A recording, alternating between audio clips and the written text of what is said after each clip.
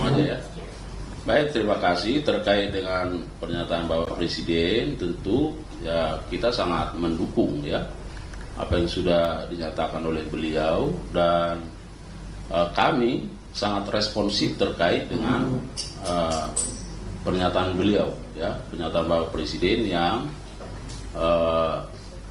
menyatakan bahwa vonis ya, atau putusan pengadilan terkait dengan terdakwa HM yang masih sangat begitu ringan dibanding dengan tuntutan yang disampaikan oleh penuntut umum. Oleh karenanya kami berkomitmen dan sesungguhnya kami sudah melakukan upaya hukum ya, melakukan banding dan sudah didaftarkan di pengadilan, dan saat ini jaksa penuntut umum sedang fokus dalam rangka menyusun butir-butir atau poin-poin dalil-dalil yang terkait dengan memori banding.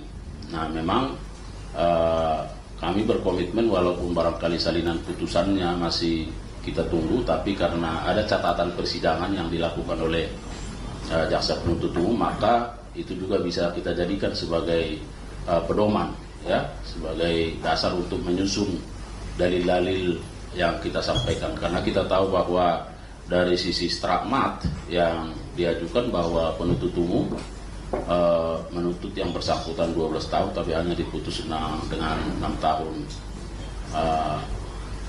5 bulan ya, 6,5 tahun ya. Oleh karenanya sekali lagi kami sangat mendukung apa yang disampaikan beliau, dan kita responsif melakukan upaya-upaya untuk banding terhadap itu.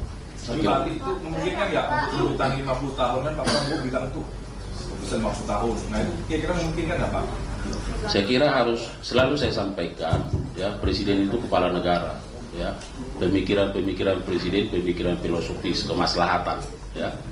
Nah, sedangkan kita itu tataran operasional ya, tentu penegakan hukum harus didasarkan pada regulasi yang ada, jadi harus dikembalikan kepada peraturan yang ada ya, tentu undang-undang tipikor.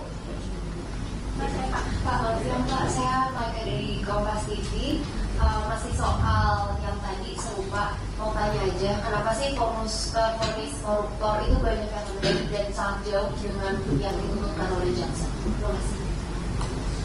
Namanya pertanyaan kita sama nih ya.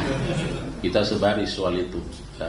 Jadi saya sampaikan bahwa dalam sistem peradilan pidana terpadu di Indonesia ada yang namanya an integrated criminal justice system. Jadi ada kompartementasi di situ, ada kamar-kamar. Jadi kamar penyidikan, kamar penuntut umum, kamar pengadilan, kemudian ada kamar pemasyarakatan. Ya, bahwa ada perbedaan pandangan, perbedaan pendapat, ya itulah hukum. Ya, nah tentu ke depan sesuai dengan asta cita pemerintahan yang ada, kita harus berkolaborasi sesungguhnya dalam rangka komitmen untuk pemberantasan tindak pidana korupsi, baik dari sisi pencegahan maupun penindakannya. Jadi saya kira pertanyaan-pertanyaan ini juga harus disampaikan kepada kompartemen yang lain ya, supaya kalaupun kita berada dalam kamar-kamar, nah tapi kalau kamar-kamar itu berkolaborasi dan bersinergi, saya kira apa yang menjadi komitmen bersama bisa tercapai ya. Pak, saya Pak, ya, nanti semua dapat ya. Bisa Pak. Kalau misal kondisinya kurang, berarti bisa jadi jaksa mengajukan bukti yang dianggap kurang meyakinkan. Bagaimana kalau itu Pak? Gimana? Kondisinya kan lebih rendah dari tuntutan jaksa, kan bisa jadi bukti yang diajukan jaksa penuntut umum itu dianggap kurang meyakinkan bagi majelis hakim. Kalau Anda mengikuti bagaimana pertimbangan-pertimbangan yang disampaikan oleh majelis hakim dalam persidangan itu, sesungguhnya apa yang sudah diajukan oleh penuntut umum terkait dengan pemenuhan alat bukti pasal 183, 184 itu sudah sangat linear ya. Hanya saja kan bahwa pertimbangannya menyatakan tuntutan itu terlalu tinggi, jadi ada subjektivitas di situ ya. Kalau dari sisi substansi nggak ada masalah. Baik. Pak, saya Pak, Umi Pak. Yang